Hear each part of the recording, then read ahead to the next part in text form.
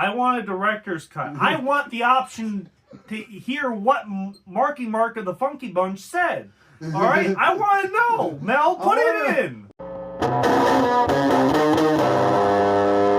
Need a pilot? Hey, you need a pilot? Nah, I'm just messing with you. Hey, everybody, welcome to Unhinged Boys Hello. FX movie reviews, and today we are reviewing Flat Risk. Flat Risk. Strap in for a ride. Better strap in for a ride. And by the way, are you bald under that? What? No. But you know who is bald underneath their hat? Mal Wahlberg. Because, by the way, I think they shaved him. So anyway, I was noticing that, like, Mal Wahlberg... By the way, Mal Wahlberg's hair, I don't know what they did with that. Like, I don't know if they shaved it completely. Like, they actually shaved it. But it was hilarious. The hair was hilarious. It didn't serve any purpose in the film. No, I think it was just so absurd to get people in the seats. And you know what? It got us in the seats. Yeah, because, like, there was, like, a good patch of hair that was still left. But anyway, I don't know. It was a weird haircut. There was no one at the theater. Nobody was there. Everyone was there. I kind of knew we were going to be the only ones there. Yeah. For this kind of movie. Because it literally had no commercials for it anywhere except YouTube. So, just to let you guys know, this film is, it's going to be a spoiler review. So, let you guys know, most of our reviews are spoiler reviews. Yeah. So you don't like that, you can skip to the end when we give our verdict and whatever else. But anyway. Going on from there, this movie only has 3 actors. And, yeah, just that's it. And a bunch of extra actors. And basically, the whole plot of this is that basically... Topher Grace's character, which is named Wilson. Topher Grayson. He has a hard time with words. He was the guy from That 70s Show. Like one of the main actors. But anyway, he did something. I guess he was like I think he was accountant from for a mob or something. They don't really explain what it was specifically. I think it was the mob. I mean, they said that he was skimming. He said it himself. He was skimming stuff. Yeah. Off the top, and he had like $1 million in Bitcoin. I'm pretty sure that was actually like he was telling the truth about that. I don't think he was lying. But anyway. But so he's in Alaska, and the police go and get him and be like, hey, you need to testify. He's like, I want full immunity. And for some reason, I don't know if they do this in real life, but he's not like, he didn't kill anyone, but they have him like chained, like his feet chained and his like arms chained. As far as I could tell, he didn't. Through the whole movie. On the run from the law. He's on the run from the mob. Yeah. So they're getting him so he could testify against them, which I'm like, what? Like, I don't think he's seen anything. So we go from the hotel room to the plane, and they're just like strapping him down. I'm like, I don't know if this is actually how they do this. He doesn't seem. Where's he gonna go in a plane? Yeah, and then the main cop who originally arrested him, whose name is Madeline something, I don't know, I can't remember the last name, but her name's Madeline, and she is just a stereotypical cop. It's just like, we need to get you. I don't trust you. I don't trust you. I'm going to do things by the books. I won't continue to trust you until later on in the movie where I have to trust you. Even though it honestly just doesn't make any sense for her not to trust him. He's not a murderer. He hasn't done anything except skim. So basically, they're in Alaska, and they need to get to, I guess, L.A. or New York. Somewhere. I'm pretty sure it was L.A. Somewhere in America. And then... we meet our other it's character. In a little dinky plane or whatever, and... we meet the pilot. Our next character, that's it. That's his name. The pilot. Not joking. They didn't give this guy a name at all or He's whatever. just the pilot. The pilot. Yeah, he plays a pilot, and he's not actually the pilot. He it turns did out something to the original pilot and like took his clothes or something. Yeah, spoiler, because apparently that like just Topher Grayson's just sitting in the back, and apparently the pilot just left.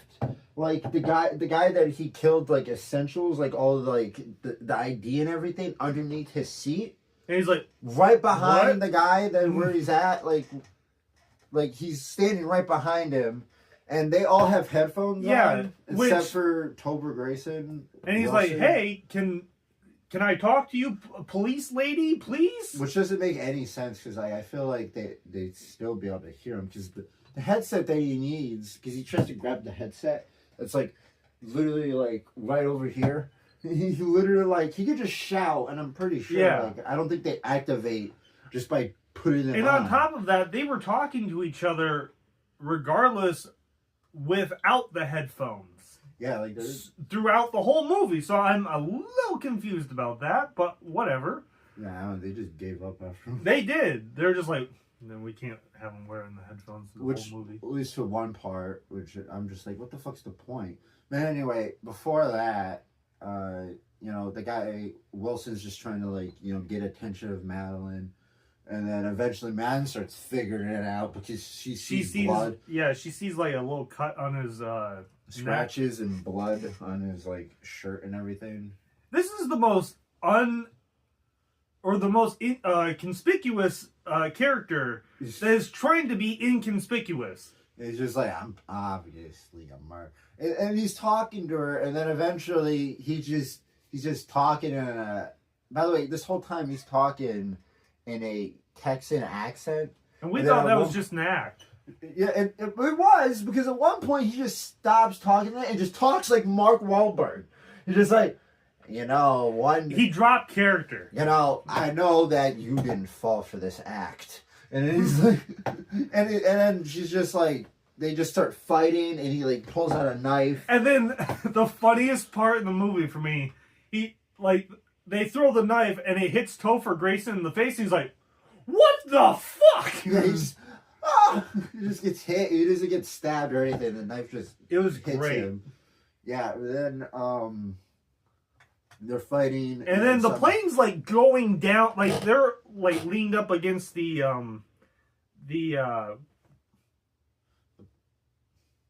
piloty thing, the steering wheel, cockpit, whatever. Anyway, their plane's going down. They're just ignoring it, and then finally, like they were already flying real close to the ground, so you got to suspend your disbelief a little bit to watch this movie because there's a bunch of shit in this movie that it would have ended quickly. Yeah. This movie would have been a little longer, but like after she gets done fighting him, I think she like tases him or something. Yeah, I don't know. She somehow gets. Because I don't know. I kind of blacked out at some points. Like I didn't fall asleep. I just like fucking. My brain just went. And she's like, and Topher Grayson's Wilson's like, "Hey, the plane," and she's like, "Huh? Oh!" And he's like, "Pull up," and she just pulls up at the last minute like, before they hit a mountain. Yeah, and then they save themselves, and then they slowly start realizing that they don't have any way of contacting anyone, or they can't kill the guy because he's the only one that can pilot. So they got to figure out how to one, land this plane, or two, figure out how to get him to land the plane. But then he's just like, yeah, fuck you, I'm not gonna do it. It's just like, I'm gonna kill all of you. And so, they just keep him alive through the whole movie. Yeah, because guess what? All the tension goes out the window as soon as Wilson's like, "Wait a minute, don't you have that phone?" And she's like, "Wait. Oh yeah, I do have a phone. It's a satellite phone that doesn't need any service." She literally picks up the phone, the embassy and then, or whatever. Like calls like her CIA pals or whatever, and it's like, "All right, hey, it turns out our pilot was he's an assassin," and then the person on the line is like, "Really? all right, I'll get you help. And then like she gets like this pilot guy who's like just like some dude. They literally get, not shitting with you, tech support. And he just keeps trying to ask her for his number. Or her number. And and like for some reason she's just like, oh, okay. Oh, okay. Yeah, this sounds fine. One thing I gotta say about this movie, this will be the point where you edit that out, by the way. Yeah. We're just gonna go off from this. By the way, there's one part that I've noticed in this movie that, for some reason, I don't know what the heck, like what they were doing, like what Mel Gibson directed this whole thing, and got some other guy to write this stuff, but apparently the only thing he's written is this and some other stuff that's gonna happen in the future. Huh. And also, I've noticed that it's literally it's a weird mix of comedy and thriller. It's kind of like it's Rush not, Hour or Lethal Weapon. But it's not. This movie is not going to be like it's not really everyone's humor. But it was funny to me and him because of how absurd Mark Wahlberg in the situation was. It was just all absurd and ridiculous. It won't work for everyone, but I really think this was funny. Yeah, I think overall it was a pretty ridiculous movie. But anyway, continuing after talking to tech support. They start talking some more, and then eventually, Mark Wahlberg wakes up again, and he's just saying more stuff. He's threatening Topher Grace, a.k.a. Wilson. He's gonna assault him. Yeah, we're not going to use the word. Unspeakable manners. We're not going to use the word, but and he's just it was doing it was shit. just absurdly funny to hear Mark Wahlberg saying this. It's just really ridiculous in a Texan accent. And apparently, I think it was just in his normal voice. Either way, it was really funny. But apparently, I seen an interview with Mel Gibson, and he's just like, yeah, we just had him go crazy. He was just going nuts, and apparently. He was saying some stuff that, we couldn't keep in the movie, but, we kept some of it. There was, I think he kept, 2 parts. And I don't want to imagine what the heck Here's the thing, he Mel. said. Here's the thing. I want a director's cut. I want the option to hear what Marky Mark of the Funky Bunch said. All right? I want to know. Mel, put it in. I know what stuff he was saying. I want to be entertained. To Wilson. But I get funny. Some things need to hit the cutting room floor. But when you're hiring Mark Wahlberg to be this kind of character and you're just letting him go, I want it. I want it in the movie. You gotta keep it all. But then, I don't know, I guess after that, I guess he tries to get the plane back and attacks him again. Or something. They keep tying him up or whatever, and he keeps I'm getting out. He get out, and then he gets hit with a fire extinguisher, and then because at one point he gets lit on fire because she shoots a flare at him. I think I missed that part where he was there's smoke all around him. He pulls her gun because they're just ignoring him at this point, basically, and he's using sunglasses to cut this leather belt or whatever, and one point they're just talking, and then he finds a knife underneath the seat. Yeah, he's gonna do something because at one point they just don't because the whole time they're panning to him, cutting it, and he's literally Venom or not Venom, Gollum in this movie. Yeah, he's just the whole time he's I'm gonna get you. Yeah, I'm gonna get you, Wilson. Anyway, and then at one point he just gets up and just starts choking out Wilson, and at one point stabs Wilson in the. This was the dumbest part though.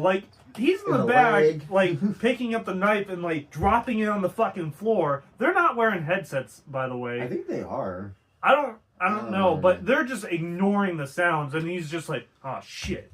Oh, at one point he just goes, oh fuck. God damn it. But then, anyway, he gets up on them and he starts stabbing Wilson until he just has 2 stab wounds. He's choking Madeline. Madison, whatever. Madison, and Topher Grayson pulls the knife out, sticks it in him. He's now knocked out again.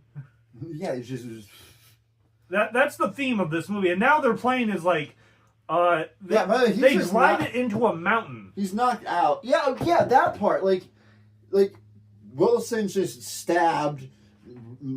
The pilot's Marky Mark is literally just passed out, and then she's like, "Oh no, we're gonna go to the mountain!" And goes up, tries to go perfectly hits a snowbank, which just somehow hits the snow. Like it's just snow, which I think it still would have like messed up the plane. Like it doesn't make any sense. It would have stopped the plane. Yeah, like these planes are not that strong. Yeah, like it makes no sense. And anyway, they escaped that somehow. That was the where half the budget went. And then at one point, Madeline is trying to patch up Wilson. He's like, he's stabbing. He's literally like getting paler. He's dying. And she's like, I need you to testify. I need you to calm down and not die. And then she just like grabs some like gauze and just like doesn't even take off his like shirt or anything. Doesn't wrap it around him. Just literally just does this. Yeah, and just leaves it there. I don't think they wanted to like make effects or anything, like blood effects. I think they wanted to just be like that was definitely laziness. Or the actor was just like, no, I'm not taking my shirt off.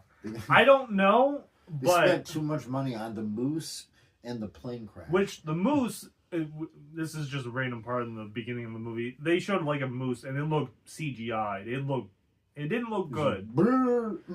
But going past that anyway. Yeah, Wilson's dying, and she's like flying the plane, and then I don't know. I guess she starts talking to the tech support guy again. And by the way, the tech support guy is just acting weird throughout the whole thing. He's like, "Oh, you only have 25 gallons in the tank," and then he pauses for a minute. He's like, "Actually, that's good." You think? Well, he was lying to her to make her not worry. Well, yeah, because it stopped.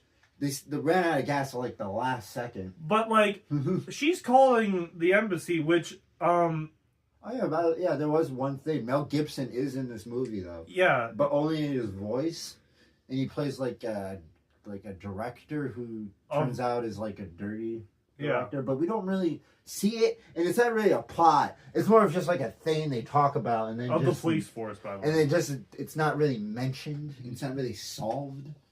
Nobody goes to jail really. But like, she is on the plane, like talking to all these people on the phone, like her friends and everyone, and she's assuming everyone's in on this, which they kind of seem like they are at first, and then she keeps going back and forth and telling people that don't need to know shit. And then like Mel Gibson's character, I guess, is like picking off her friends, like off camera, obviously, because there's only 3 actors in this movie. And they couldn't be bothered to make any other scenes from any other area. I would still say it's still entertaining even with just 3 actors, but like he picks them off camera and he's like, man, I don't know. She got into a car wreck. I don't know. We're sad. Starts having a whole argument, and then he just breaks character and he's like, you know what? I'm gonna kill you.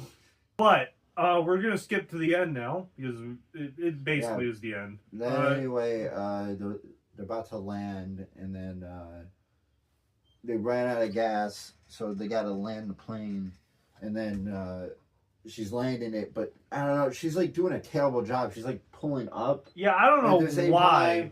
And it's not making the plane land, so it literally just the landing gear just breaks until eventually it just starts falling on its side, almost flipping over. And there's like medics, like there's like everything following them, like firefighters, cops. Now the plane, Mark Wahlberg's character is still like in the wing back. Falls off, like tied up, but no one's looking at him at this point, and he's just like, "Oh, I'm gonna enjoy this," and he's like breaking his thumb to get out of this, to get out of the handcuffs or whatever. Yeah, and then he like attacks him, and then they like somehow she just shoots him, and she's like, "All right, I've had enough." Poof, and then just turns around and starts flying the plane again, well, crashing it actually. And the plane door opens up, and he fucking flies out. He's still alive. And then he stands up, and then he gets ran over by the ambulance that is following quickly behind. That's literally the end. He's dead. Yeah, he just dies. I feel like he was maybe gonna come back, but I don't know. It served no purpose to let him do all that shit just to have her just be like, all right. Yeah, like. And her reason, by the way, in the movie was like, why don't we just kill him now? Now that we got help. And she's just like, because I don't want to be like him. We're not like him. Like, okay, but you shot him and made him get ran over by a car. But then, that's not complete yet though, because it continues where Wilson's like getting like took into like an ambulance, and she's in the planes like checking her hair, like doing her makeup. She's like, I guess like the phone guy or whatever she was the talking tech to. Support guy was like, "No, I'm serious. We're going out." Yeah, because he shows up. He's like, "Hey!" And then she sees like some guy go into the ambulance that's looking like Wilson's in. Yeah, and then she goes in there and Wilson's just getting strangled, and then she just shoots the guy, and everyone's like, "Oh shit!" Yeah, and then like Mel Gibson's on the other end of like the phone. Because I guess the guy was listening. The guy just had a phone on. Did I hear gunshots? I heard no. I said no gunshots. God damn! Did you do it? And she's just like, he didn't do it. And then the movie ends. God damn you! And then the movie just ends from there. Yeah. I don't know. Woo! Flight risk. Woo! Yeah. Pilot. You want a pilot? But anyway, I think I'd give it. I don't know. Honestly, I think a 5. I'm gonna give it a 7. Yeah. I found this movie to be extremely enjoyable. Just for the absurdity. It's not a bad movie. It's actually really entertaining, and it's Mark Wahlberg's probably funniest role. Yeah, Mark Wahlberg's like the best part of this. Given that the movie doesn't have like a whole lot of like, themes in it or like a lot of big like structure to it. So you just CGI'd sky in a plane. It's still entertaining enough to watch. It would be entertaining if the whole movie was like they actually filmed it in a plane. An actual. This was all real. And I'm gonna go out on a limb here and say, even though the movie has Topher Grace in it, he's not even that bad of an actor. I don't know why people dislike Topher Grayson in this movie. He actually did pretty well. Yeah, overall he was good. Everybody was good. I mean, except for the cop lady. She wasn't really that good. She was just not that good about it. She was trying. She was like, it was probably the script, honestly. She was like, "Oh, did I do this or do that?" Like she was told to do Deputy that. director. So. I think my friend. I think she's the bad guy. Like, oh no, he's the bad guy. Oh no. Oh no. But anyway, that was Flight Risk. I hope you guys enjoyed, and like, comment, subscribe, press that bell button. Go to our Patreon. They got a 7-day trial on there now. It's only $3, so it's not that bad if you subscribe, but you don't have to if you don't want to. And also, we got a Twitch channel. We got a gaming channel. It's somewhere over here. Go subscribe. Go subscribe. Check it out. Help grow the channel. Thanks for watching. Bye. Bye. You always have a good one, man.